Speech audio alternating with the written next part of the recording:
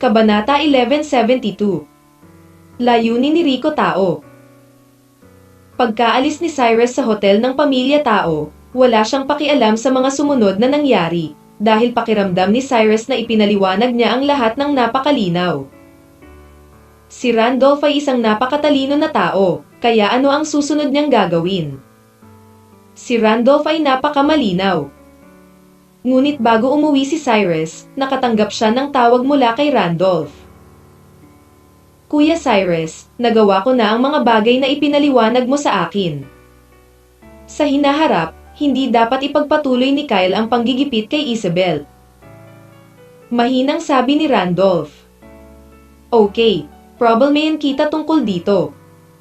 Malumanay na sagot ni Cyrus. Ang lahat ng ito ay walang kabuluhang bagay. Kung ikukumpara sa iyong tulong sa aming pamilyang Lu, Kuya Cyrus, ito ay isang patak lang sa balde. Mabilis na sabi ni Randolph. Ang isang yarda ay isang yarda. Alam ko na ang kooperasyon sa pagitan ng pamilya Lu at ng pamilya Tao ay medyo magdurusa. Ngunit huwag mag-alala, maaari mong kontakin si Jonathan kapag mayroon kang oras upang makita kung mayroon tayong anumang bagay na maaari nating pagtutulungan. Sa pagitan ng dalawang kumpanya. Proyekto. Napakakalmang sabi ni Cyrus. Kuya Cyrus, hindi ba ito kailangan? Nakangiting sabi ni Randolph. Magkaibigan tayong dalawa. You and I don't have to be so polite. Some projects are given to anyone to do. It's better to leave them to someone I trust. Diretsyong sabi ni Cyrus. Saglit na nag-alinlangan si Randolph, pagkatapos ay mahinang sinabi, Kuya Cyrus, salamat. Medyo magalang naman para magpasalamat ka sa akin. Nakangiting sagot ni Cyrus, at agad na ibinaba ang telepono. Sa katunayan, walang maraming mayayamang kaibigang pangalawang henerasyon na kilala ni Cyrus, at karamihan sa kanila ay magkasalungat. Kaya hanggat kaya nito tumulong, at siguradong hindi tatanggi si Cyrus. At alam din ni Randolph sa kanyang puso na bagamat pinag-uusapan ni Cyrus ang tungkol sa pakikipagtulungan. Ang isang malaking kumpanya sa antas ng Huading Group ay hindi kapantay ng kanilang pamilyang Lu. Tulong lang, mas naiintindihan ito ni Randolph kaysa sinuman, kaya siya lihim na naaalala ang kabaitan ni Cyrus sa kanyang puso. Pagkatapos ibaba ang telepono, umuwing mag-isa si Cyrus. Ngunit pagdating sa bahay, nalaman ni Cyrus na wala sa bahay ang babaeng si Vera. Matagal nang nakikipag-ugnayan si Cyrus kay Vera. Pakiramdam niya ay napaka-monotonous talaga ng buhay ng isang babaeng tulad ni Vera. Sa pangkalahatan, pumapasok siya sa paaralan sa araw para pumasok sa mga klase, at pagkatapos ay nananatili siya sa sofa at nanonood ng TV sa gabi. Walang ganoong bagay. Kahit sinong kaibigan ay bihirang makitang lumabas si Vera. Mahigit 7:00 na ng gabi. Medyo kakaiba ang pakiramdam ni Cyrus matapos malaman na wala si Vera sa bahay, at lihim na inisip kung lumipat na ba si Vera. Bang bang bang. Maya-maya lang ay may kumatok sa pinto. Saglit na natigilan si Cyrus, pagkatapos ay mabilis na tumalikod at naglakad papunta sa pinto para buksan ang pinto. Pagkabukas ng pinto, bumungad sa paningin ni Cyrus ang maselang mukha ni Vera. Si Cyrus, na masaya pa rin dahil tuluyang lumayo si Vera, ay agad na natahimik. Ngayong yan siya ay napakaganda ng pananamit. Nakasuot ng itim na masikip na palda, na nagpapakita ng malaking bahagi ng patas na balat sa kanyang dibdib. Isang maganda at sexy na collarbone sa metoteyog na twin peak, isang light makeup sa kanyang magandang mukha, sexy at mabilog na pink. Ang lip gloss ay inilapat sa kanyang mga labi, at ang palda ay napakaikli, na para bang magagawa nitong balutin ang maganda at kaakit-akit na puwitan. Ang isang pares ng mga balingkinitan at patas na mga binti ay direktang nakalantad sa hangin, na sobrang sexy at kaakit-akit, na may pares ng sapatos na may matataas na takong sa kanyang mga paa. Na para bang ang bawat lugar ay kaakit-akit at napakaganda. Hindi napigilan ni Cyrus na matigilan matapos makita ang suot ni Vera, at ang mga mata nito ay diretsyong bumagsak sa magagandang binti ni Vera. Walang paraan na masyadong kaakit-akit ang mga binti ng babaeng ito. Kaya lang nang maalala ni Cyrus ang paraan ng pagpatay ni Vera sa pinuno ng pamilyang Wen, naramdaman niya na ang babaeng ito ay kasing takot ng isang demonyo. Dapat kong sabihin na ang babaeng ito, si Vera, ay ang tunay na kombinasyon ng isang anghel at isang demonyo. Mukhang maganda ba? Tila nakita rin ni Vera na may mali sa mga mata ni Cyrus, at mahinang tinanong si Cyrus. Ubo-ubo. Naiiling na umubo si Cyrus nang marinig niya ang mga salita ni Vera, at pagkatapos ay mahinang nagtanong, anong ginagawa mo? Bakit ang aga mong bumalik? Ano bang ginagawa ko parang walang kinalaman sa'yo? Malumanay na tugon ni Vera kay Cyrus. Pagkatapos ay sinipa ang matataas na takong sa kanyang mga paa, naglakad papunta sa sofa na nakatapak ang kanyang mga paa, umupo sa sofa, binuksan ang TV at pinanood ito. Walang magawang bumantong hininga si Cyrus matapos makita na si Vera ay tila hindi sinasadyang makipag-usap sa kanya, at pagkatapos ay nagpatuloy sa pagtatanong, kailan ka lilipat sa aking bahay? Halika, hindi dapat magtagal. Vera said lightly. Ayan yun. Tumingin si Cyrus kay Vera at walang magawang tumango, pagkatapos ay tumalikod para bumalik sa kwarto para magpahinga. Kailan mo haharapin si Jimmy? Halos makalimutan mo na ba ang seryoso mong negosyo ngayon? Lumingon si Vera para tingnan si Cyrus at mahinang nagtanong. Hindi na bumalik si Jimmy, kahit na gusto ko siyang harapin ngayon, wala akong mahanap. Teka lang. Malumanay na sagot ni Cyrus. Ibinaling ni Vera ang kanyang ulo upang tingnan si Cyrus nang walang sabi-sabi, ngunit nanood ng serye sa TV na may seryosong ekspresyon. At tumalikod si Cyrus at bumalik sa kanyang kwarto para magpahinga. Sa kabilang banda, sa hotel ni Tao.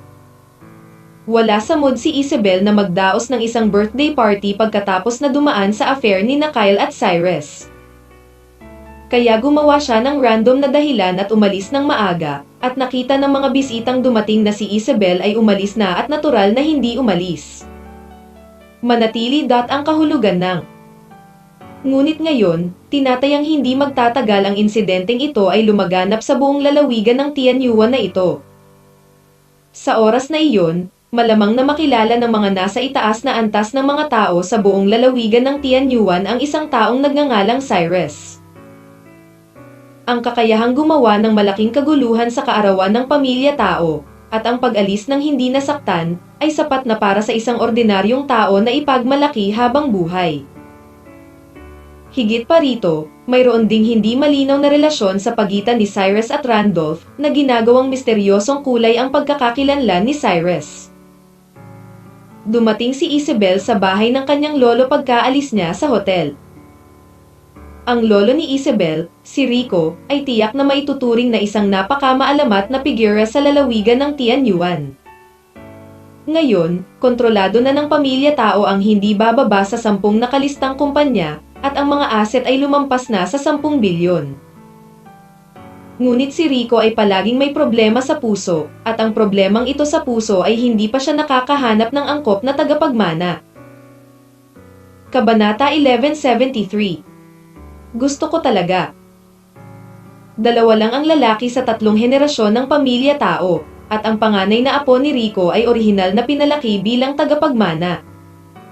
Nagpakita siya ng mahusay na talino sa negosyo sa murang edad, ngunit pinatay niya ang representante ng lalawigan ng Tianyuan Province noong panahong iyon dahil ng isang babae. Ang panganay na anak, sa huli ay napapanood na lamang ni Rico ang kanyang apo na nakakulong. Ang insidenteng ito ay isang malaking dagok sa pamilya Tao. Ilang taon ang paghihintay ng pamilya Tao hanggang sa bumaba sa pwesto ang deputy governor. Ito ay mahirap dumating, ngunit ang panganay na apo na ito ay hindi maaaring isda. Sa kabilang banda, ang bunsong apo ni Rico ay mahina at may sakit mula pa noong siya ay bata, at ang kanyang utak ay hindi masyadong mahusay, kaya walang paraan upang manahin ang mga industriyang ito ng pamilya Tao. At si Rico ay may maraming apo, kabilang sa kanila ang paborito ni Rico ay maaaring si Isabel. Sa makatuwid, nilalayo ni Rico na hayaang mamana ni Isabel ang industriya ng pamilya tao sa hinaharap, ngunit hindi masyadong interesado si Isabel sa mga bagay na ito. Walang choice si Rico kundi ang mag-focus kay Kyle. Sa simula, mabait ang lolo ni Kyle sa pamilya tao, kaya binalak ni Rico na pagsamahin sina Kyle at Isabel para mamana ni Kyle ang mga pamilyang ito bilang apo niya. In-law, negosyo. Ito rin ang dahilan kung bakit tugma pa rin ni Rico sina Kyle at Isabel kahit na hindi kasing husay ng pamilyang tao ang Huang family. Ngunit ngayon ay talagang pinili ni Rico na isuko si Kyle na ikinagulat din ni Isabel, kaya't pumunta siya sa bahay ni Rico kaagad pagkalabas niya ng hotel.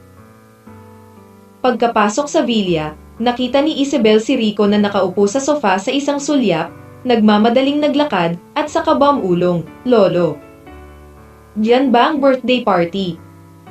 Walang pakialam na tanong ni Rico. "Well, tapos na."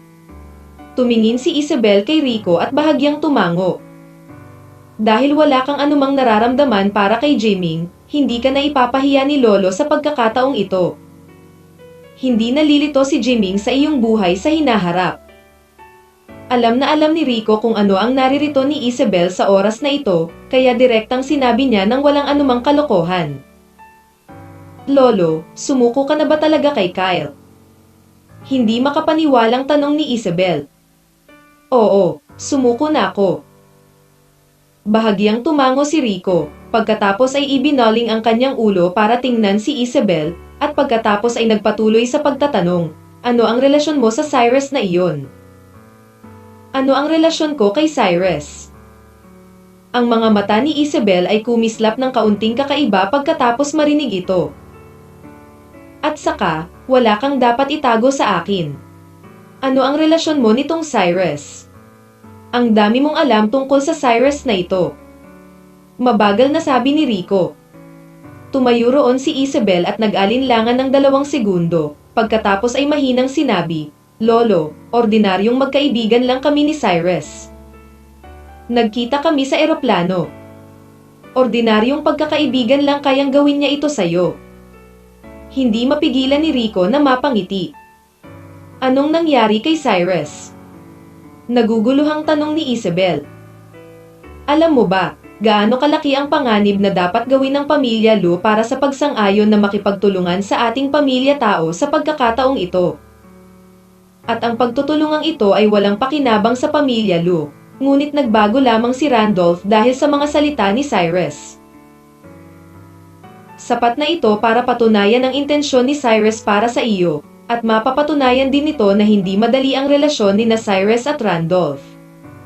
Mabagal na sabi ni Rico. "Ito." Natigilan si Isabel nang marinig niya ang mga salita ni Rico. "Kaya nga ipinapangako kong kanselahin ang pakikipag-ugnayan sa pagitan mo at ni Kyle. Dahil sa tingin ko ay mas bagay si Cyrus para sa iyo, at dapat magustuhan ka rin ni Cyrus, kung hindi, hinding-hindi niya gagawin iyon." Nagpatuloy si Rico. "Lolo, sa palagay ko ay naiintindihan mo."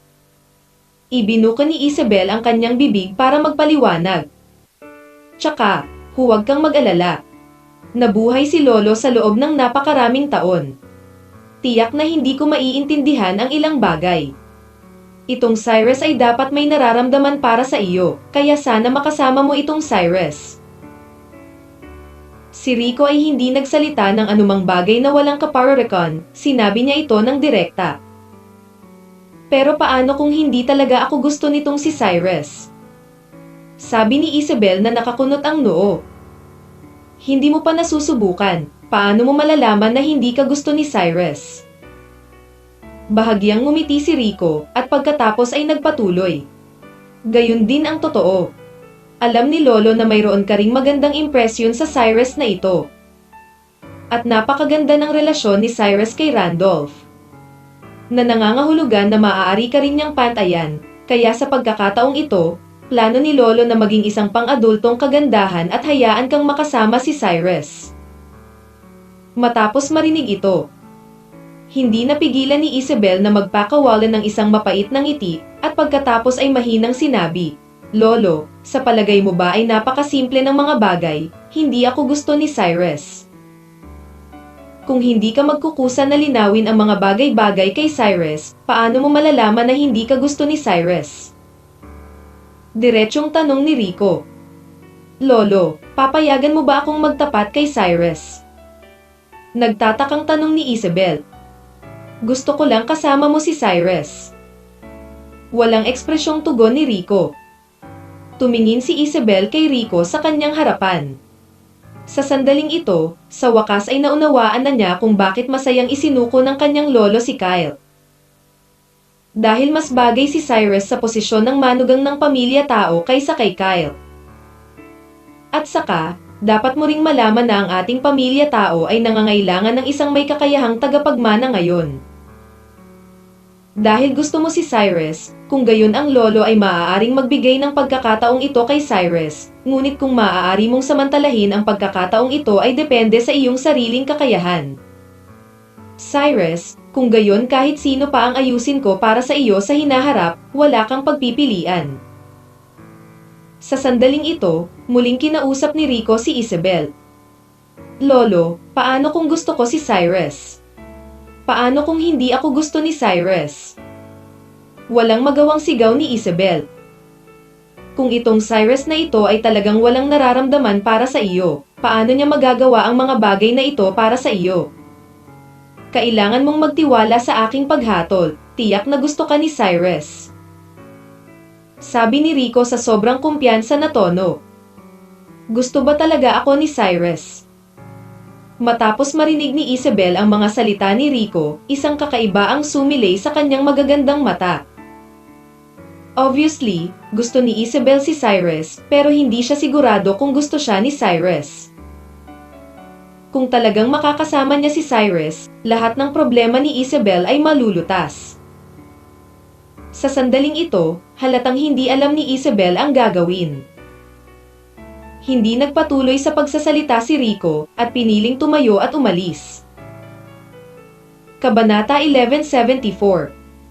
Babala ni Rafael. Bandang alas 8 kinaumagahan, nagising si Cyrus at simpleng nag-impake, at pagkatapos ay dumating sa Bihang University.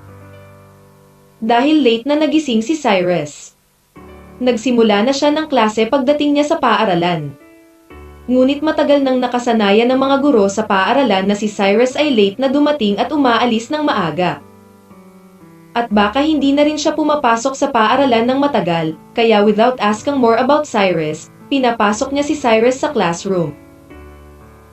Matapos makita si Cyrus, medyo kumislap ang mga mata ni Lina ng kakaiba, dahil pagkatapos maranasan ang birthday party ni Isabel kahapon, alam na ni Lina na hindi ordinaryong tao si Cyrus.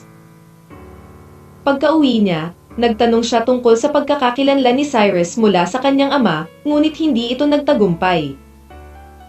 Dahil dito, lalo pang na-curious si Lina kung sino si Cyrus sa kanyang puso.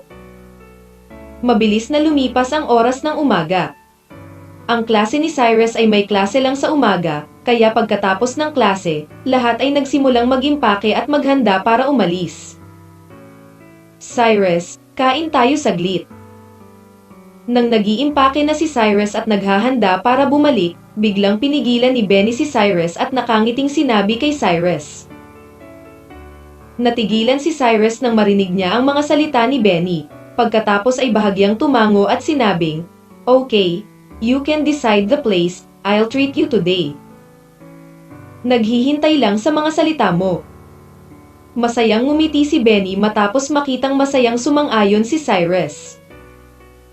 Si Cyrus, Benny at iba pa ay nag-impake lang ng kanilang mga gamit, at pagkatapos ay nagplanong umalis sa paaralan at maghanap ng restaurant malapit sa paaralan para sa pagkain. Ngunit bago lumabas ng silid-aralan si Cyrus, nagkusa ang monitor na si Rafael na maglakad sa harap ni Cyrus, at pagkatapos ay walang ekspresyong tinanong si Cyrus. "Cyrus, may oras ka ba ngayon? May sasabihin ako sa iyo." Panipi. Hindi napigilan ni Cyrus na matigilan matapos marinig ang mga salita ni Rafael.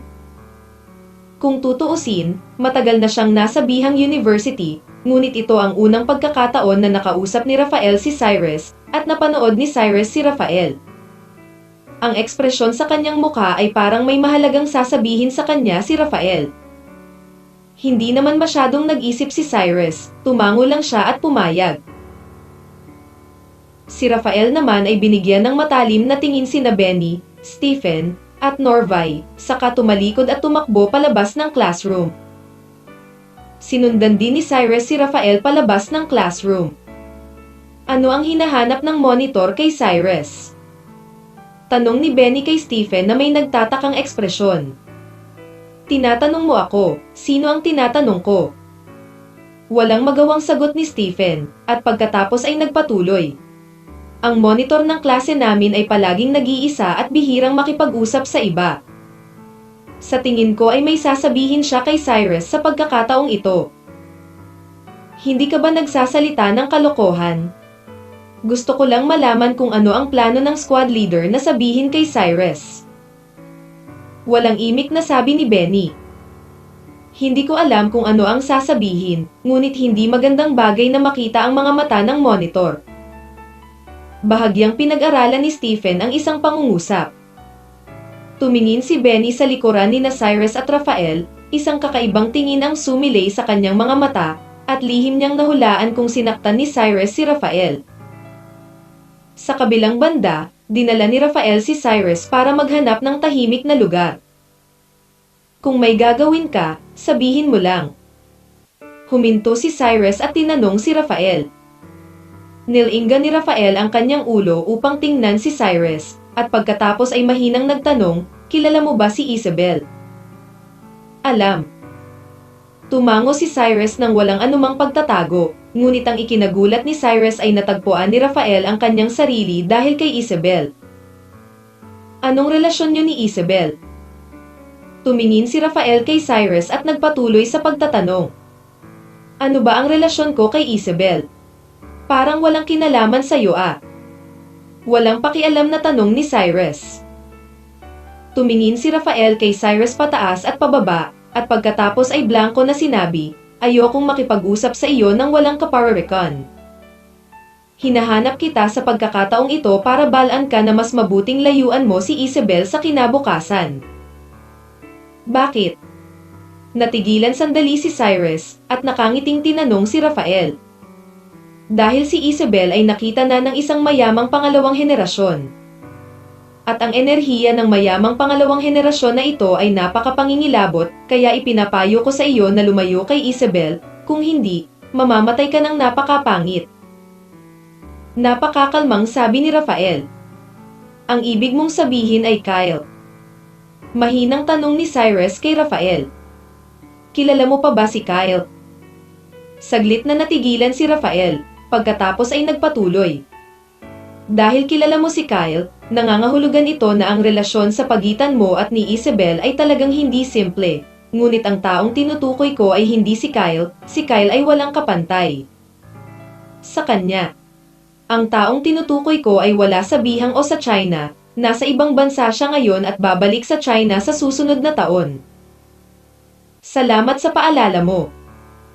Malumanay na sagot ni Cyrus matapos malaman kung ano ang hinahanap ni Rafael, pagkatapos ay tumalikod at naghanda na umalis. Kung tutuusin, kahit sino pa ang tinutukoy ni Rafael, hindi ito isa puso ni Cyrus. Nang makita ni Rafael na aalis na si Cyrus, may kakaibang tingin sa kanyang mga mata. Dahil hindi niya akalain na magiging ganoon kalmado si Cyrus kapag kinakaharap ang sarili niyang mga salita, na para bang hindi niya isinasapuso ang kanyang mga salita. Cyrus, ang sinabi ko sa iyo ngayon ay hindi para ipaalala sa iyo, kundi para balaan ka. Walang ekspresyon na sigaw ni Rafael nang makita niyang aalis na si Cyrusan. Balaan mo ako. Matapos marinig ang mga salita ni Rafael, hindi napigilan ni Cyrus na mapamura, pagkatapos ay bahagyang lumingon kay Rafael, at sinabing blanko. Ngunit ang sinumang nagbabala sa akin ay hindi magiging mabuti. Lumayo ka sa akin. Ramdam ni Cyrus na si Rafael ay puno ng puot kapag kaharap niya, kaya natural na hindi magiging magalang si Cyrus kapag nakikipag-usap kay Rafael. Ikaw. Isang bakas ng galit ang sumilay sa mga mata ni Rafael. At hindi na itinuloy ni Cyrus ang pagbibigay pansin sa kahulugan ni Rafael, at tumalikod at umalis. Hindi ko alam ang gagawin ko.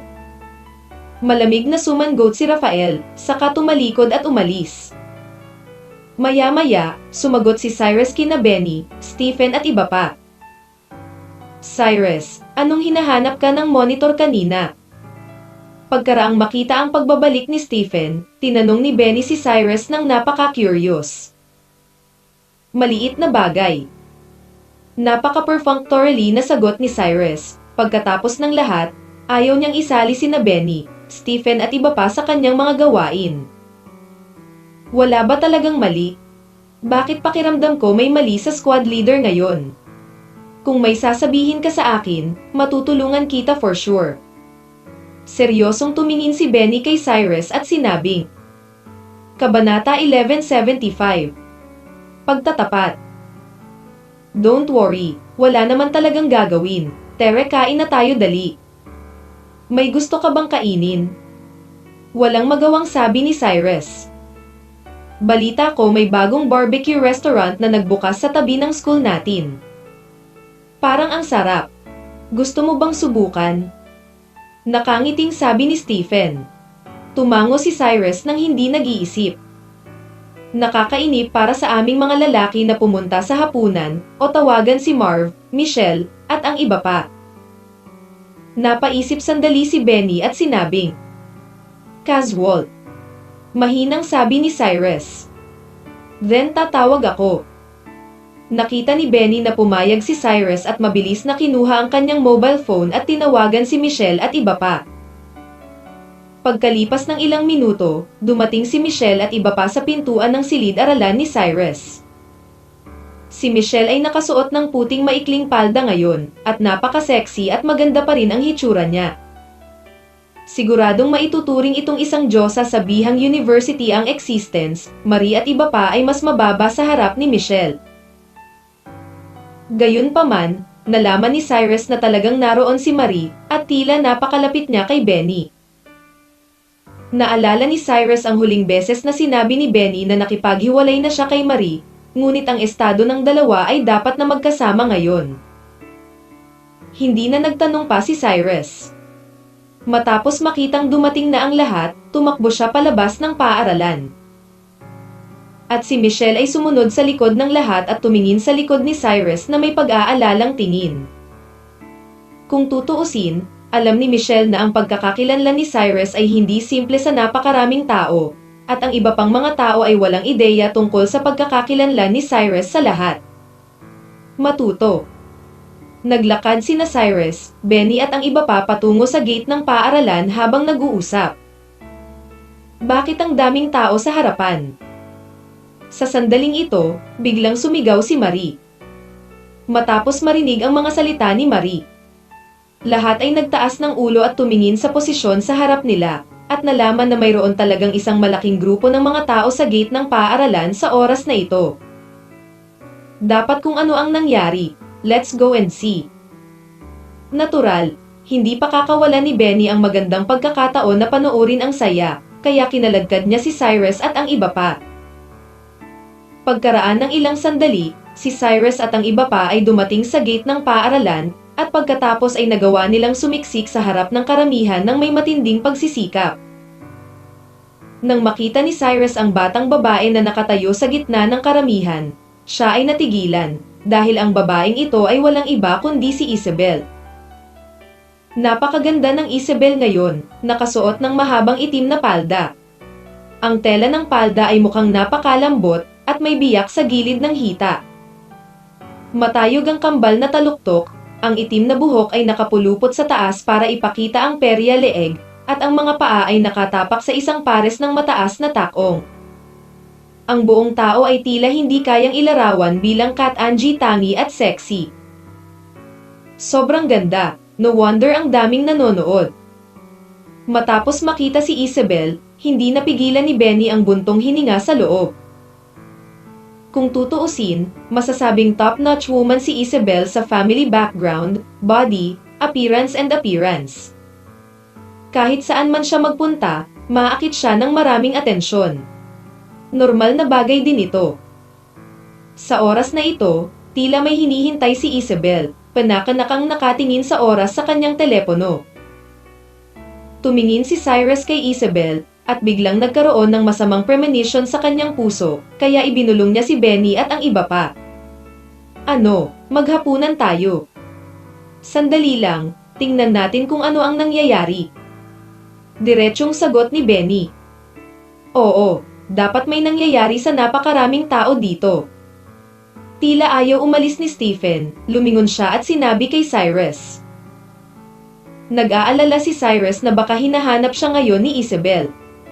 Total ang ingay-ingay niya lang sa birthday party ni Isabel kahapon, kaya naisip niyang mas mabuti na mauna na siya. Ngunit nang lumingon si Cyrus, kinuha ni Isabel ang kanyang mobile phone at tinawagan si Cyrus. Nang marinig ni Cyrus ang pagtunog ng kanyang mobile phone, sumigaw siya ng masama sa kanyang puso. Mabilis niyang binilisan ang kanyang lakad at gustong umalis dito ng mabilis, ngunit sa kasamaang palad, ang gate ng paaralan ay napapaligiran ng 3 palapag at 3 palapag. Tanging ang lakas na sumiksik, tiyak na hindi ganoon kadali ang gustong lumabas ngayon. Sa kabilang banda, pagkatapos marinig ni Isabel ang pagring ng cellphone ni Cyrus, lumingon siya para tingnan ang posisyon ni Cyrus, at pagkatapos ay naglakad papunta kay Cyrus habang naka-high heels. Cyrus! Sigaw ni Isabel kay Cyrus.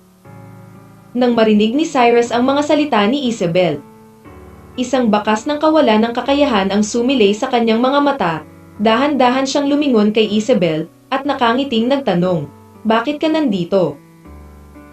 Nandito ako para hanapin ka. Maginhawa ba para sa iyo ngayon? May sasabihin ako sa iyo. Kinakabahang tanong ni Isabel kay Cyrus. Matapos marinig ang mga salita ni Isabel, lahat ng naroroon ay natigilan, at ang mga ekspresyon sa kanilang mga mukha ay hindi makapaniwala, dahil walang nag-iisip na si Isabel ay dumating upang hanapin si Cyrus. Si Isabel ay tiyak na maituturing na isang celebrity sa Bihang University. Ito ang unang pagkakataon na nakita nila si Isabel na nagkusa na maghanap ng isang lalaki.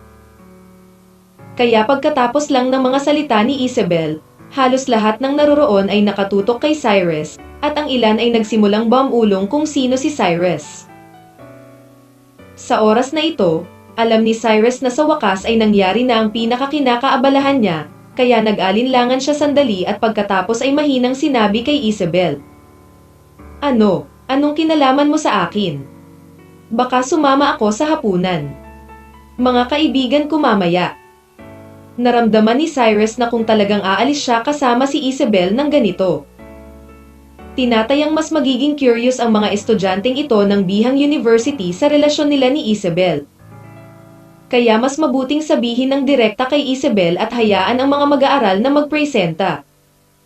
Malinaw sa totoo lang, ordinaryong magkaibigan lang sila ni Isabel. Tumingin si Isabel kay Cyrus at nag-alinlangan ng 2 segundo, at pagkatapos ay sinabi sa napakaseryosong tono. Sa totoo lang, wala akong ibang gagawin sa iyo ngayon, gusto ko lang sabihin sa iyo, gusto kita, kaya mo ba? Boyfriend ko. Beep. Matapos sabihin ni Isabel ang mga salitang ito, halos lahat ng mga estudyanteng naroroon ay natigilan. Sa isang iglap, natahimik ang buong mundo. At tuluyan nang ang natulala si Cyrus.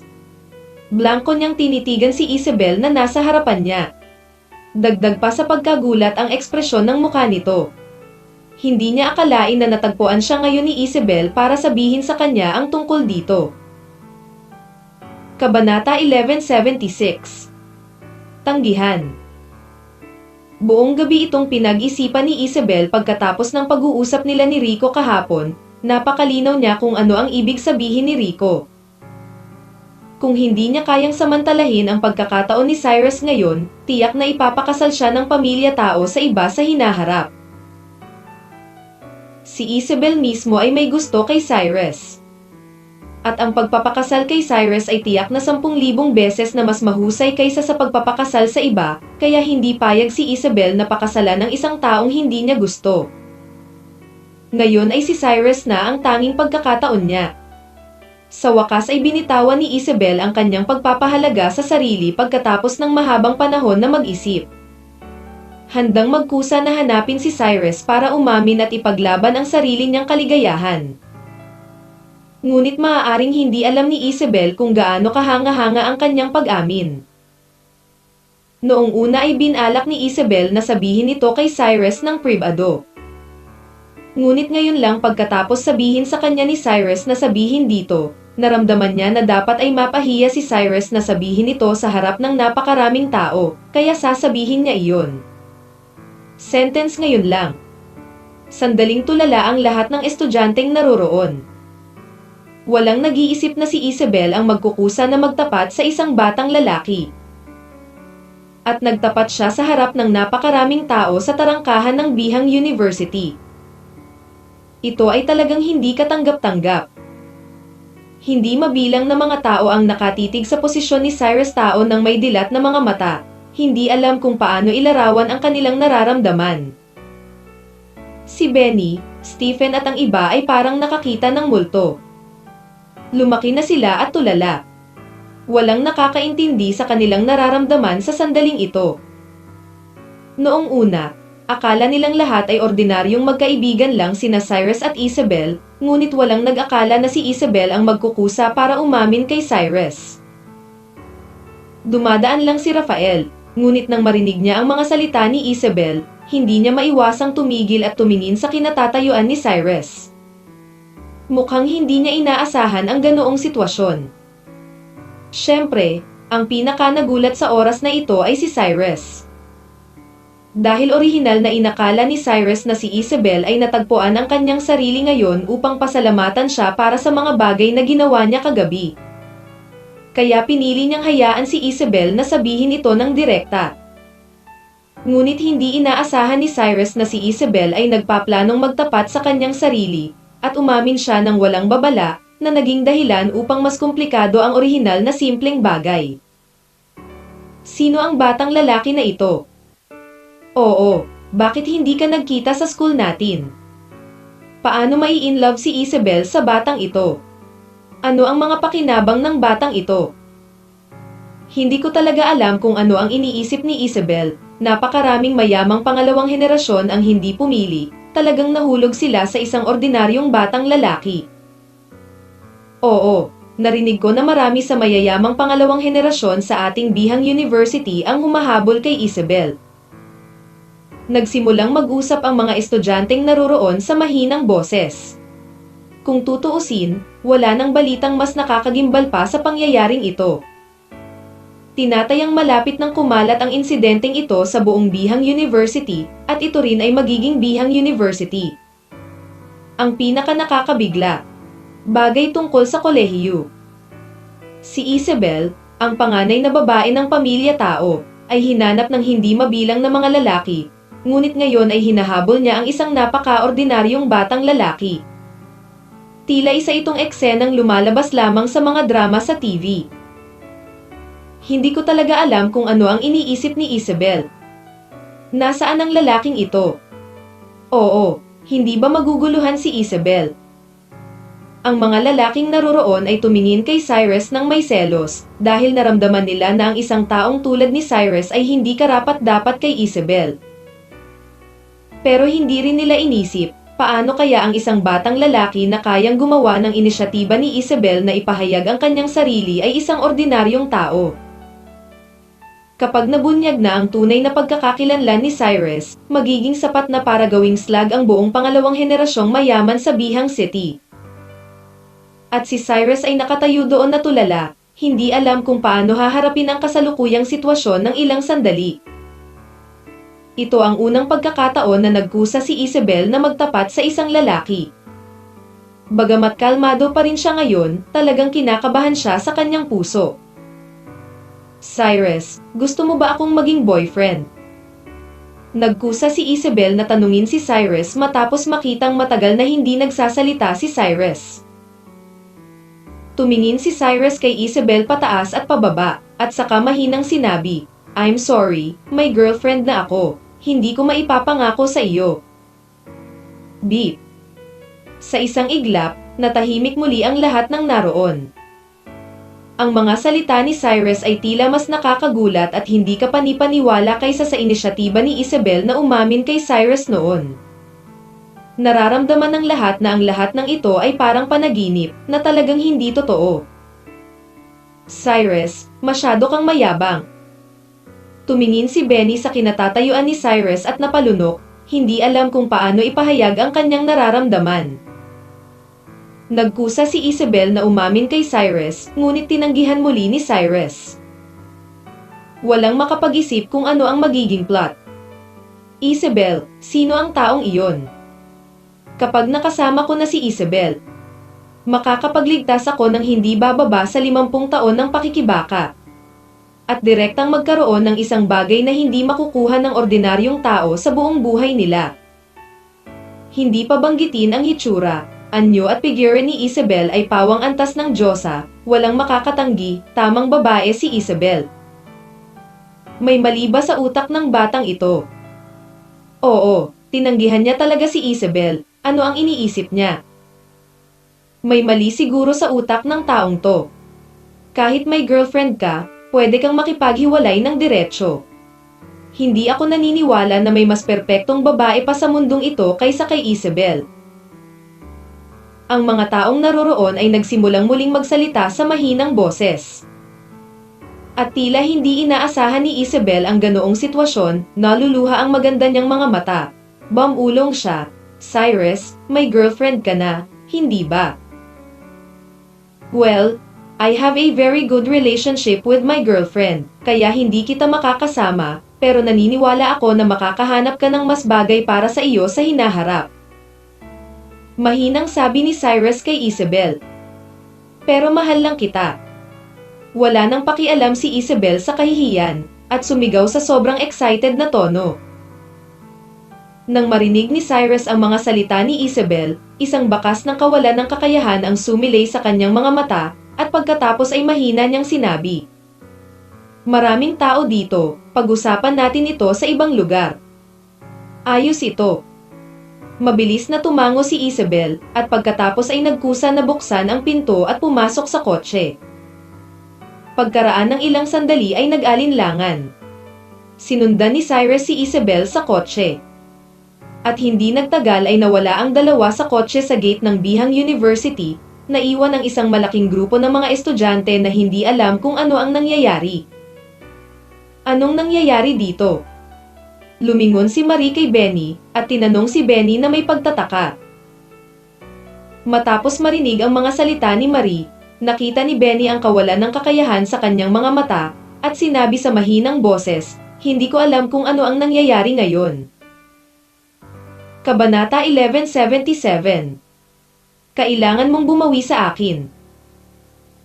Pagkaalis ni Cyrus at Isabel mula sa Bihang University, diretso silang nakahanap ng isang kafe na may disenteng palamuti, at pagkatapos ay binuksan ang isang pribadong silid.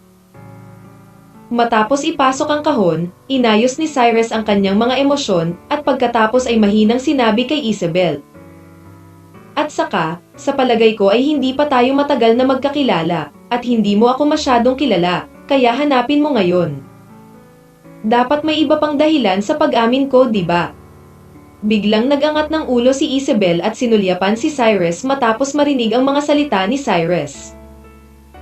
Puno ng gulat ang maganda niyang mga mata, dahil hindi niya inaasahan na makikita ni Cyrus na may iba siyang layunin ng ganoon kadali. "Sabihin mo lang kung anong meron ka." Nakita ni Cyrus na parang nag-aalangan si Isabel na magsabi ng kahit ano. Dapat may hindi masabi, kaya nagdagdag siya ng pangungusap dito. Huminga ng malalim si Isabel at sinabi sa mahinang boses, "Cyrus, inaamin ko na may iba akong dahilan kung bakit gusto kitang makasama, pero gusto rin kita." Gusto. Hindi mapigilan ni Cyrus na mapangiti nang marinig niya ang mga salita ni Isabel, at pagkatapos ay mahinang sinabi, Masyadong simple para sa iyo na sabihin ang gusto mo, hindi mo ako kilala, hindi mo man lang kilala kung sino ako. Just say you like me, hindi mo ba naisip na ito ay masyadong nagmamadali? Hindi mo ba narinig ang love at first sight? Excited na tanong ni Isabel kay Cyrus. Hindi napigilan ni Cyrus na matawa nang marinig niya ang mga salita ni Isabel, at pagkatapos ay mahinang sinabi. Narinig ko ang tungkol sa pag-ibig sa unang tingin, ngunit hindi talaga ako naniniwala sa bagay na ito. Dahil wala kang planong pag-usapan. Ikaw, tapos makinig ka muna. Makinig ka sa nangyari sa pagitan namin ng girlfriend ko. Tinitigan sandali ni Isabel si Cyrus, pagkatapos ay bahagyang tumango at sinabing, "Okay, then you can talk." Inayos lang ni Cyrus ang kanyang mga iniisip, at pagkatapos ay halos sinabi kay Isabel ang nangyari simula noong nakilala niya si Margot. Nang malaman ni Isabel ang tungkol sa relasyon ni Cyrus at Margot, napagtanto niya na maaaring naisip niya ang mga bagay na ito ng napakasimple, at maaaring wala talagang nararamdaman si Cyrus para sa kanyang sarili. Nag-iisip. Dahil hindi mo ako gusto, bakit ginagawa mo pa rin sa akin ang mga bagay na iyon? Bakit hindi pumunta si Kyle para asarin ako? Tumingin si Isabel kay Cyrus at nagtanong na may napakagulong tono. Magkaibigan kasi tayong dalawa. Malumanay na sagot ni Cyrus. Kaibigan. Matapos marinig ni Isabel ang mga salita ni Cyrus, ang buong tao ay natigilan, at ang isang bakas ng kawalan ng kakayahan ay sumilay sa kanyang mga mata. Sa sandaling ito, napagtanto niya na ang lahat ng ito ay talagang nagdulot ng sarili. Tapos na akong magkwento tungkol sa akin, pwede mo bang sabihin sa akin ang tungkol sa iyo ngayon? Mahinang tanong ni Cyrus kay Isabel. Tumingin si Isabel kay Cyrus sa kanyang harapan at nag-alinlangan ng 2 segundo, pagkatapos ay mahinang sinabi. Cyrus, inaamin ko na may gusto ako sa iyo, ngunit ang dahilan kung bakit ako nagtapat sa iyo ng sobrang impulsive ngayon ay dahil hindi ko ayaw kung patuloy na mapaligiran ng mga tao sa aking pamilya. Hanggat maaari kitang makasama. Nangako sa akin ang aking lolo na hanggat makasama kita, hindi niya ako patuloy na pipilitin na magpakasal sa iba, at maaari ka ring maging tagapagmana ng ating pamilya tao. Hindi ako masyadong interesado sa maliit na bagay na ito mula sa iyong pamilya tao, o itong maliit na bagay mula sa iyong pamilya tao ay wala sa paningin ko. Diretsyong sagot ni Cyrus. Nang marinig ni Isabel ang mga salita ni Cyrus, hindi niya maiwasang tumingala kay Cyrus. Ramdam niya na ang ekspresyon ng mukha ni Cyrus ay lubos na kumpiyansa nang sabihin niya ang mga salitang ito, kaya hindi ito dapat nagyayabang. Simula nang magkakilala tayong dalawa. Tadhana na rin, kaya kahit hindi ka manatili sa akin, sinisigurado kung hindi ka mapipilit ng pamilya mong tao na pakasalan ka kahit kanino, at maaari kang pumili ng taong gusto mo. Gustong makasama. Nagpatuloy si Cyrus sa pagsasalita matapos makitang hindi nagsasalita si Isabel. Pero ang gusto ko ay ikaw. Tumingala si Isabel kay Cyrus at excited na sinabi kay Cyrus. Ngayon mo lang ako crush. Nag-aatubili na sumagot si Cyrus kay Isabel. Tumingin si Isabel kay Cyrus sa kanyang harapan at nag-alinlangan ng 2 segundo, pagkatapos ay sinabi sa isang seryosong tono. Wala akong pakialam kung ano ang iniisip mo ngayon, kung sa tingin mo ay may crush ako sa iyo, o ginagamit kita, I know it myself anyway. I won't give up my feelings for you easily. It doesn't matter if you have girlfriend now, the two of you are not married anyway, I think I still have a chance. Ikaw. Hindi nakaimik si Cyrus nang tumingin siya kay Isabel sa kanyang harapan, hindi alam kung ano ang sasabihin saglit. Forget it. You can do whatever you want, I can't control your thoughts, but I will never like you. Medyo walang magawa si Cyrus kay Isabel. Paano kung hindi mo gusto? I just like you anyway. Matigas na sagot ni Isabel. You can do what you like. Gabi na, kailangan kong bumalik. Talagang ayaw ni Cyrus na patuloy na masangkot kay Isabel sa isyong ito, kaya tumayo siya at nagplanong umalis. Hindi ka makakapunta. Nang makita ni Isabel na aalis na si Cyrus, mabilis niyang inabot at hinawakan si Cyrus, at tuwang-tuwa na sumigaw. Eldest ate, nasabi ko na sa'yo ang dapat kong sabihin, bakit hindi ako makaalis? Nilinggan ni Cyrus ang kanyang ulo upang tingnan si Isabel at walang magawang sumagot. Kanina mo lang ako tinanggihan at pinahiya mo ako sa harap ng maraming tao. Dapat gantihan mo ako ngayon. Nag-isip sandali si Isabel at pagkatapos ay gumawa ng random na dahilan. Bayaran mo. Natigilan si Cyrus nang marinig niya ang mga salita ni Isabel. Pagkatapos ay sumimangot at nagtanong, paano mo gustong gantihan kita? Tumingin si Isabel kay Cyrus, kinusat ang kanyang mga mata at mahinang sinabi, pwede kang sumama sa akin sa pamimili mamaya, ituring mo na lang ito bilang kabayaran mo para sa akin. Nasaan ako sa mood na samahan ka sa pamimili, marami pa namang bagay sa tabi ko.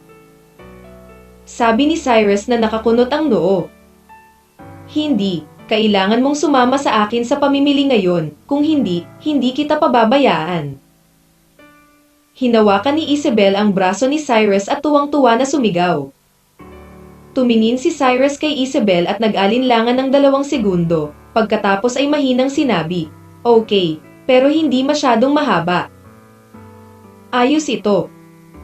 Masayang tumango si Isabel matapos makitang sumang-ayon si Cyrus. Bagamat si Cyrus mismo ay masyadong lumalaban sa mga bagay tulad ng pamimili. Upang maiwasan ang babaeng ito na patuloy na gumawa ng gulo tulad nito, si Isabel ay walang pagpipilian kundi ang mamili kasama si Isabel. Kabanata 1178. Balita mula kay Jimmy.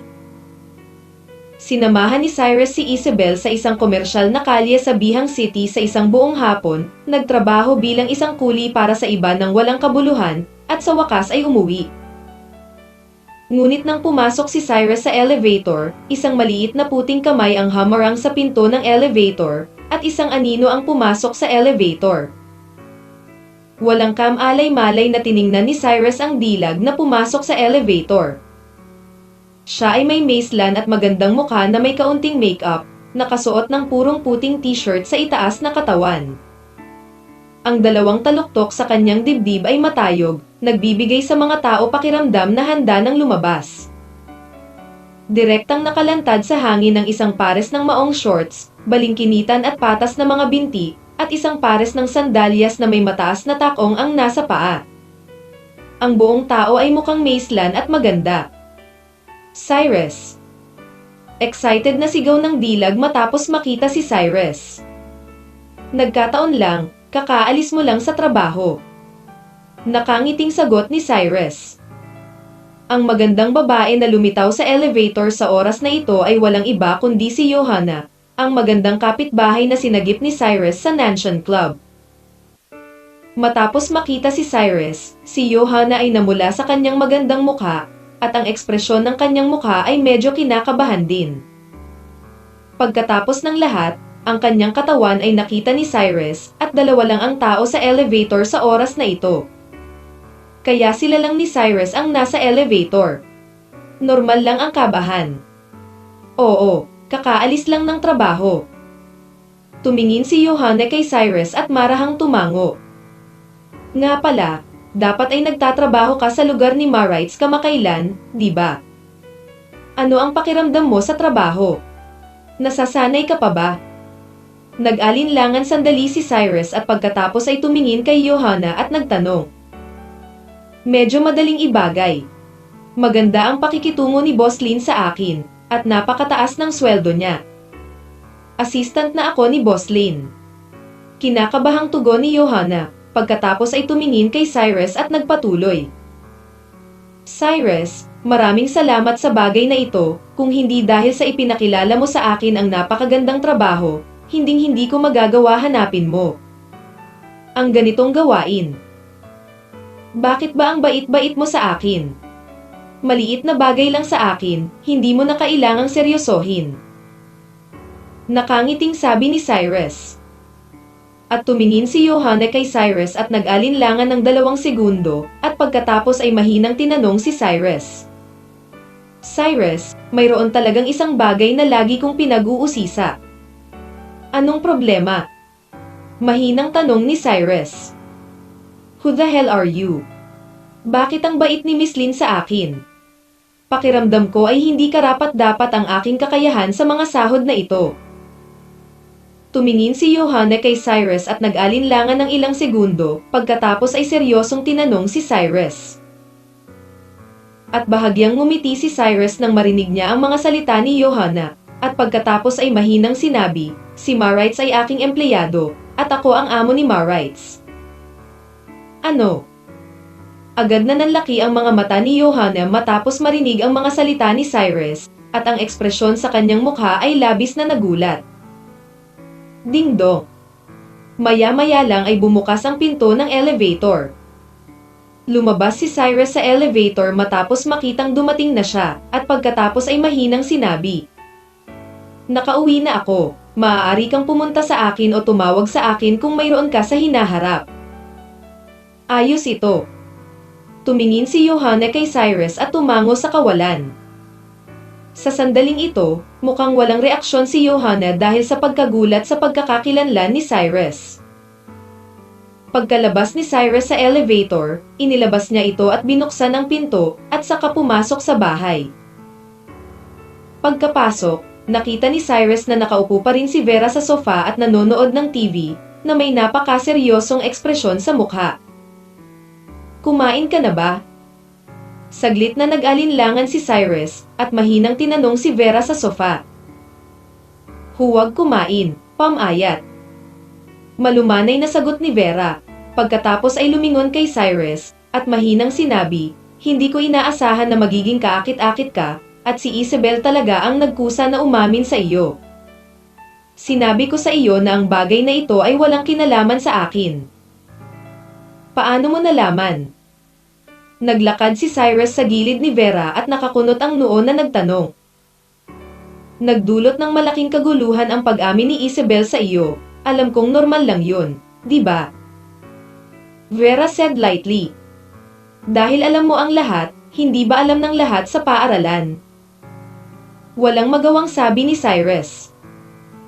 Siyempre, ngayon hindi natin alam kung ilang lalaki sa school natin ang gustong mag-higanti sa'yo. Kaya pinapayuhan kita na huwag ka nang pumasok sa school, kung hindi, delikado ka. Vera said casually. Kuya, huwag mo akong pagtawanan ngayon, okay? Kung hindi ako makakapag-stay sa Bihang University, wala itong maitutulong sa iyo. Walang magawang sagot ni Cyrus, at pagkatapos ay naglakad pabalik sa silid. Ang insidenteng ito ni Isabel ay talagang nagdulot ng malaking impluwensya kay Cyrus. Ngayon ay alam na ito ng lahat ng estudyante ng Bihang University at napakarami pa ring manliligaw ni Isabel. Siguradong si Cyrus ang target ng pambabatikos ngayon, kaya tiyan nagsimula na si Mo. Sa aking puso, lihim kong pinag-isipan kung makikinig sa payo ni Vera at magtatago ng ilang araw, at pagkatapos ay pumasok sa paaralan pagkatapos na lumipas ang kaguluhan ng bagay na ito. Jingle bell. Sa sandaling ito, biglang tumunog ang cellphone ni Cyrus. Kinuha ni Cyrus ang kanyang mobile phone at sinipat ito, at nalaman na ito ay talagang isang tawag mula kay Melissa, kaya mabilis niyang ikinonekta ang tawag. Hey! Sabi ni Cyrus sa mahinang boses. Guro, babalik ang aking ama sa Bihang City bukas ng gabi. Walang anumang kalokohan si Melissa, at direktang sinabi ito. Babalik ka ba bukas ng gabi? Excited na sabi ni Cyrus. Kung tutuusin, matagal nang naghihintay si Cyrus sa balita ni Jimmy. Ngayong nakabalik na si Jimmy, may gagawin si Cyrus. Oo, katatapos ko lang makipag-usap sa phone ko si tatay. Ayon sa ugali ng tatay ko. Isang beses na talaga siya pupunta sa casino pagkabalik niya. At kadalasan maglalaro siya ng isang gabi tapos uuwi siya para magpahinga, kaya kung gusto mong hanapin ang iyong ama, Master, maaari kang dumiretso sa casino. Teka, bulong ni Melissa. Okay, I get it.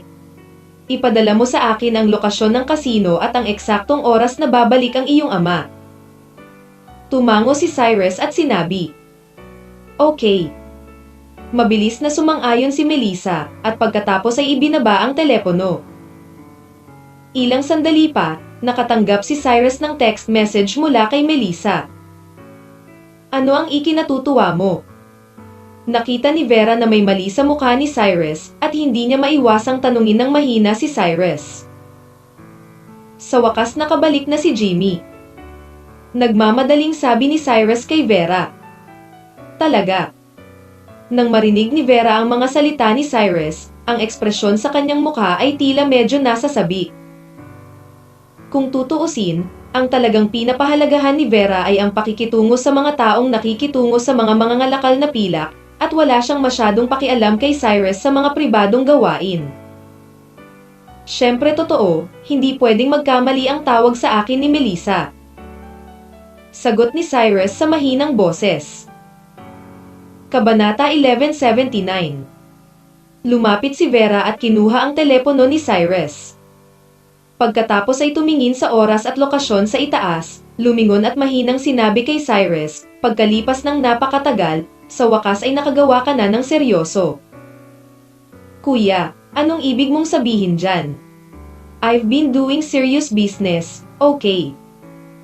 Walang imik na sumagot si Cyrus kay Vera, at pagkatapos ay nagpatuloy. Naghintay ako sa panig ni Jimmy, ngunit si Jimmy ay nasa ibang bansa kanina, at hindi ko siya makontak. Narinig ni Vera ang mga salita ni Cyrus at bahagyang tumingin kay Cyrus, at pagkatapos ay mahinang sinabi kay Cyrus. Ayon sa impormasyong mayroon ako, si Jimmy ay napakaingat, kahit na nahanap na natin ang kanyang partikular na lokasyon ngayon, hayaan natin. Madaling makipag-ugnayan sa kanya, tutal, tuwing pupunta siya sa kasino, isang espesyal na kahon ang pupuntahan niya. Paano mo planong ipasok ang kahon? Ito.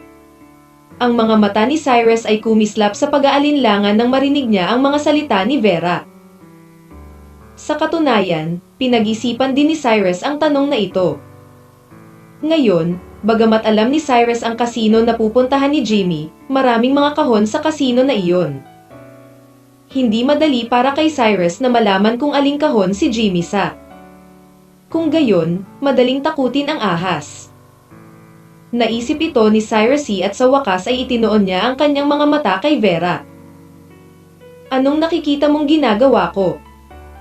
Natigilan si Vera saglit at nagtanong kay Cyrus sa tonong naguguluhan. Mayroon akong solusyon ngayon, ngunit kailangan ko ang iyong tulong. Nakangiting sabi ni Cyrus kay Vera. Any solution? Bahagyang tumingin si Vera kay Cyrus at blanko na nagtanong. Sa totoo lang, napakasimple pa rin ang pamamaraang ito.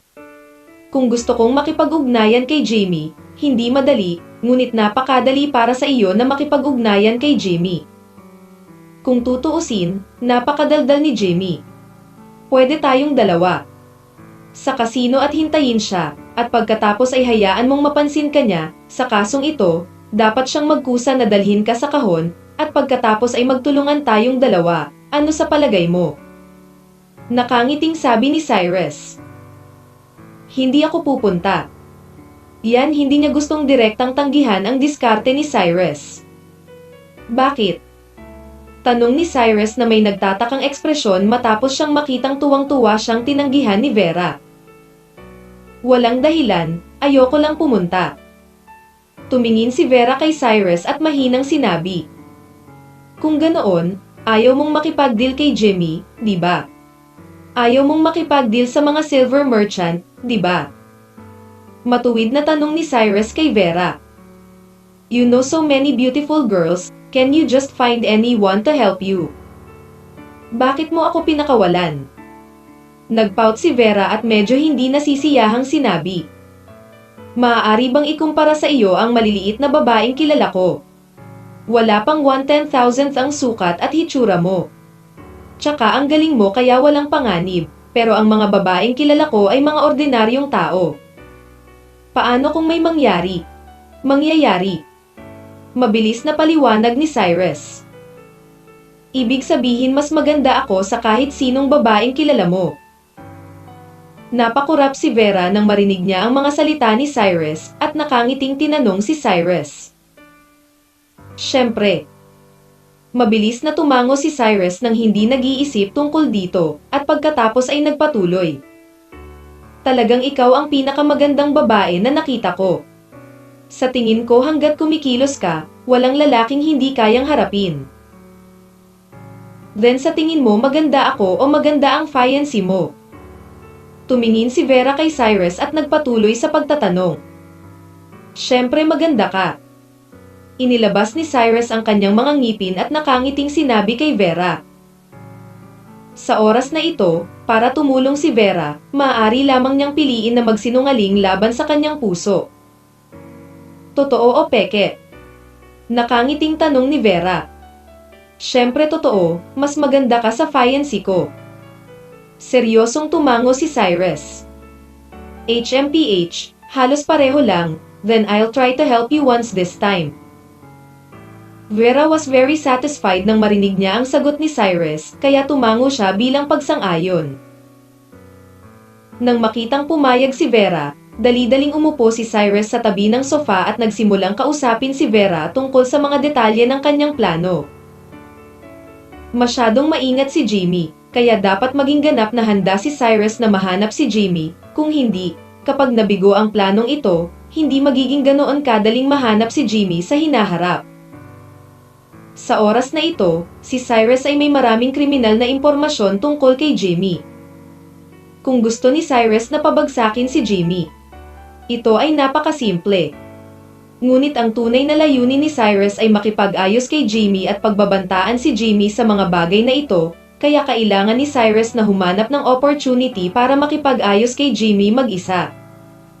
Sa susunod na araw, hindi pinili ni Cyrus na pumasok sa paaralan dahil sa usapin ni Isabel. Ngunit naghintay sa bahay ng isang buong araw. At si Vera, isang babaeng may napakagandang psychological na kalidad, kahit na alam niyang haharapin niya si Jimmy ngayon, pinili pa rin niyang pumasok sa klase ng normal. Bandang 4:00 ng hapon, tuluyang nakauwi si Vera. Kailan ka pupunta sa kasino? Pagkapasok sa bahay, ibinaba ni Vera ang kanyang bag at mahinang tinanong si Cyrus. Dapat dumating si Jimmy sa kasino mamayang 7:00, pwede tayong dalawa sa kasino ngayon at maghintay. Kinuha ni Cyrus ang kanyang mobile phone para tingnan ang oras, at mahinahong sinabi. Tara na. Vera said lightly. Nang marinig ni Cyrus ang mga salita ni Vera, tiningnan niya si Vera ng taas-baba, at pagkatapos ay mahinang sinabi, Ate, mukha kang guro sa damit na ito, hindi ka mukhang taong pumupunta sa kasino, o pwede ka nang magpalit. Damit. Si Vera nakasuot pa rin siya ng uniforme sa mga oras na ito. Bagamat siya ay napaka-tempting at sexy, hindi siya mukhang taong lumalabas-pasok sa kasino, kaya medyo nag-aalala si Cyrus na maging mapagbantay si Jimmy. Why are you doing so much? With my figure, kahit anong suot ko, sapat na para mabigani ang mga lalaking iyon. Vera said walang magawa. Oo, maganda ka sa kahit anong suot mo, medyo nag-aalala lang ako. Mabilis na tumugon si Cyrus. Bahagyang tumingin si Vera kay Cyrus, pagkatapos ay pumasok sa kanyang silid na may nakataas na takong. Pagkalipas ng ilang minuto, lumabas si Vera ng kwarto na nakasuot ng puting cheongsam, at mahinang tinanong si Cyrus, okay na ba? Tiningnan ni Cyrus si Vera pataas at pababa. Ang kanyang sexy na figura ay nakabalangkas sa isang kaakit-akit na kurba sa backdrop ng cheongsam. Na para bang ang bawat bahagi ng kanyang katawan ay naglalabas ng isang nakamamatay na tukso, ang figura ni Vera ay sapat na upang ilabas ang alindog ng cheongsam. Maximum. Maganda ang hitsura, ngunit hindi ito sapat na sexy. Makakahanap ka ba ng mas sexy na damit? Mahinang sabi ni Cyrus pagkatapos mag-isip sandali. Hindi ka ba lalayo ng konti? Galit na sigaw ni Vera kay Cyrus. Kabanata 1180. Mahiwagang kasino. Eldest sister, This time is really important. Tayong dalawa ay hindi pwedeng magkamali, just treat it as I beg you, and change it. Tinulak ni Cyrus si Vera papasok sa kwarto habang nagsasalita. Matapos makapasok sa silid, pumili si Vera ng mahabang panahon. At sa wakas ay pumili ng isang set ng mga damit na sa tingin niya ay ang pinaka-sexy na isusuot. Pagkatapos ay lumabas ng silid at tumingin kay Cyrus at sinabing, "Cyrus, ito ang my last bottom line, kung kakausapin mo ulit ako hindi ako pupunta ngayon." Matapos marinig ni Cyrus ang mga salita ni Vera, mabilis niyang itinaas ang kanyang ulo at sumulyap kay Vera. Sa oras na ito, napaka-sexy ng suot ni Vera. Nakasuot siya ng itim na suspender sa kanyang itaas na katawan, ang kanyang magandang collarbone ay nakalantad sa hangin, at ang kanyang dibdib ay matayog. Binabalangkas ni Fang ang isang hindi pangkaraniwang kaakit-akit na kurba. Bahagyang nanginginig sa Vera's graceful steps. Ang lower body ay isang miniskirt. Ang palda ay napakaikli. Ito ay bumabalot sa bilog at bilog na puwitan. Na may isang pares ng mga bar sa kanyang mga paa, ang mataas na takong na sapatos ni si at ang 70% ng kanyang balingkinitan at makatarungang mga binti ay nakalantad sa hangin. At ganap na binibigyang kahulugan ng buong tao ang mga salitang sexy stunner. Si Cyrus ay nakakita ng maraming dilag, maging ito ay Amy, Roxanne, Isabel o Petrushev, maaari silang ituring na mga nangungunang dilag, ngunit mas mababa pa rin sila kay Vera. Sa puso ni Cyrus, si Margot lang ang makakapaghambing ng kagandahan ni Vera. Kaya lang hindi pare-parehong kagandahan ang dalawa. Ang katahimikan ni Margot ay parang diwata, habang si Vera ay ang uri ng maningning at mature na kagandahan. Walang paraan upang paghambingin ang dalawa sa isip ni Cyrus. Bakit hindi ka nagsalita? Hindi ka naman kontento, di ba? Tanong ni Vera na may maliit na bibig nang makita niya si Cyrus na nakatayo roon nang walang sinasabi. Satisfied, very satisfied, dapat walang problema this time.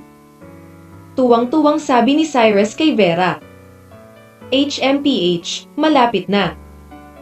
Bahagyang tumango si Vera, pagkatapos ay naglakad palabas na may mataas na takong na sapatos, sumunod si Cyrus sa likod ni Vera. Makalipas ang mahigit kalahating oras, nagmaneho si Cyrus patungo sa address na ipinadala sa kanya ni Melissa. Ngunit pagdating sa lugar, napatulala si Cyrus dahil nalaman ni Cyrus na ang address na ibinigay sa kanya ni Melissa ay hindi isang kasino, ngunit isang gusali. Ito ang kasino na sinasabi mo. Pagkababa ng sasakyan, panandali ang pinagmasdan ni Vera ang paligid, at pagkatapos ay tinanong si Cyrus na nakakunot ang noo at naguguluhan na tono. Ito ang address na ibinigay sa akin ni Melissa. Nag-aatubili na sumagot si Cyrus. Naloko ka ba ni Melissa? Kung tutuusin, anak siya ni Jimmy. Naging mapagbantay ang ekspresyon ng mukha ni Vera sa oras na ito. Kung tutuusin, hindi niya alam kung ito ay dinisenyo ni na Melissa at Jimmy. Hindi, paano magkakaroon ng ganoong katapangan si Melissa? Hindi napigilan ni Cyrus ang mahinang pag-ungol, at pagkatapos ay walang kamalay-malay na kinuha ang kanyang mobile phone, hinanap ang telepono ni Melissa, at tumawag. Dududo. Matapos mag-ring ng 2 beses ang telepono, sinagot ni Melissa ang telepono. Master, anong problema? Tanong ni Melissa sa napakagalang na tono. Melissa, nakarating na ako sa lugar na binanggit mo ngayon, pero bakit hindi ko nakita ang kasino? Tanong ni Cyrus sa mahinang boses. Master de la Cruz, hinihintay ka na ng aking mga tao sa tarangkahan ng gusali, dahil nag-aalala akong makita ako ng aking ama, kaya hindi ako pumunta roon. Kapag nakita mo ang aking mga tao, dadalhin ka ng aking mga tao sa loob ng kasino. Mabilis na nagpaliwanag si Melissa. So ito Tumango si Cyrus, at pagkatapos ay nakita niya na talagang may isang binata na nakatayo sa pintuan ng gusali. Binaba ni Cyrus ang telepono at direktang dinala si Vera sa binata. Matapos makita si Cyrus, Maingat na tiningnan ng binata si Cyrus, at sinabi sa isang napakagalang na tono, "Ikaw si Mr. De la Cruz, tama ba? Tauhan ni Melissa ka ba?" Mahinang tanong ni Cyrus. "Yes, Miss Leo asked me to wait for you here." Mabilis na sabi ng binata. "Sige, ihatid mo na kami." Mahinang sabi ni Cyrus. "Young Master de la Cruz, mangyaring pumunta dito." Ang kabataan ang nagkusa na manguna para kina Cyrus at Vera. Dinala ng binata sina Cyrus at Vera sa paligid ng gusali sa loob ng 5 o 6 na minuto, at sa wakas ay pumasok sa isang opisina, at pagkatapos ay binuksan ang sikretong pinto ng opisina. Matapos makapasok sa lihim na pinto, nalaman ni Cyrus na ang sikretong pinto ay isang elevator. Kung hindi dahil sa mga kabataang nangunguna sa daan, hindi na sana mahahanap ni Cyrus at Vera ang lugar na ito. "Napakatago ba ng kasino na ito?" sabi ni Cyrus na nakakunot ang noo. "Master de la Cruz, ganito kasi ang mga bisitang pumupunta sa kasino na ito ay ilang sikat na bigwig sa China. Ang mga taong ito ay ayaw makita ng iba para makapasok sa kasino, at pinipigilan din nilang makapasok ang ilang killer, kaya makakahanap sila ng isa. Sikretong lugar." Mabilis na tumingin ang binata kay Cyrus at nagpaliwanag. "So ito Tumingin si Cyrus sa binata at tumango at walang sinabi. Matapos makapasok sa elevator, nalaman ni Cyrus na ang elevator ay walang mga botones, ibig sabihin, kahit na mahanap mo ang elevator, hindi mo ito magagamit. Kinuha ng binata ang isang card at iniskan ito sa scanning area ng elevator, at nagsimulang umakyat ng mabilis ang elevator. "Master de la Cruz, ito ang membership card ng casino. Kung wala ang card na ito, hindi mo magagamit ang elevator, at pinipigilan din ito ang ilang mga tao na tumakas kapag may utang. Direktang haharangyan ng casino ang card, kaya mayroong walang paraan para umalis sa casino." Lumingon ang binata para tingnan si Cyrus at nagkusa na magpaliwanag. "Saang palapag ang casino?" tanong ni Cyrus na nakakunot ang noo. "Ang 38 palapag din ang pinakamataas na palapag ng gusaling ito." Sagot ng binata. "Hindi ko inaasahan na ang kasino na ito ay napakahiwaga." Mahinang sabi ni Cyrus. "Ang kasino na ito ang pinakamalaking kasino sa ating bansa." Dagdag ng kabataan. Makalipas ang ilang minuto, dahan-daang huminto ang elevator. Ding-dong. Dahan-daang bumukas ang pinto ng elevator. Sa sandaling bumukas ang pinto ng elevator, narinig ni Cyrus ang isang nakakabinging sigaw. Ang sigawan ay taliwas sa katahimikan sa harapan ng gusali. At kabilang sa mga sigawan ang mga buntong hininga, hiyawan ng mga babae, poker, mahjong at iba't ibang makina. Ang mga boses na ito ay magkakaugnay, hindi karaniwang maingay.